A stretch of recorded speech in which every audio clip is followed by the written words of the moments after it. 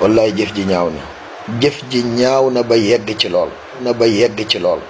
ji jëf ji ñaaw day ki ko def warees na koo tëj kaso ba damm ca caabi ja.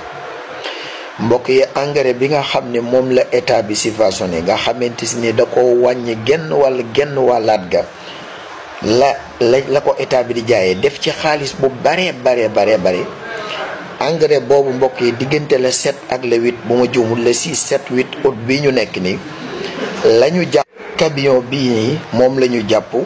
mu def lu tolloog 50 tonnes ci engrais 50 tonnes ci engrais la def ñu jàpp ko moom mii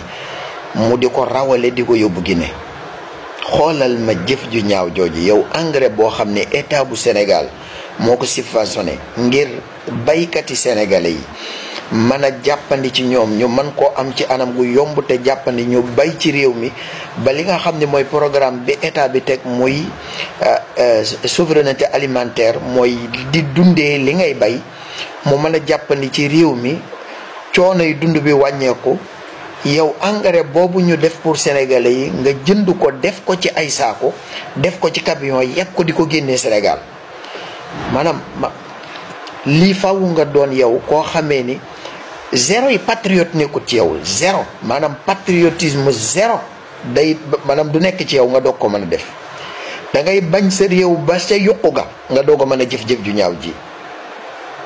te li ma ci gën a metti nag safoor bi ko doon dawal Bassirou Niang yaakaar naa la tudd Géejawaay gi la dëkk ab sénégalais la nga xam ni sénégalais pire dire moom moo jëf-jëf ju ñaaw ji te boo ko toppoon ligne bi ci ab sénégalais lay mujjee moom mooy ki commandité lii. alhamdulilah ba gendarmerie nationale jàpp nañ leen mais dañ leen a war a tëj ba damm ca caabi ja ndax kii bëggul Sénégal tey bëggul Sénégal ëllëg lii metti na da ngay dem ba mujj yàgg da nga naan est-ce que Sénégal dana baax yow loo xamee ne dañ koo def ngir sénégalais yépp gis ci seen bopp yow sa benn intérêt personnel nga fa séene sacrifier Sénégal yépp yal na yàlla sàmm ñu da ngay dem mujj yàgg doo sax xam yow.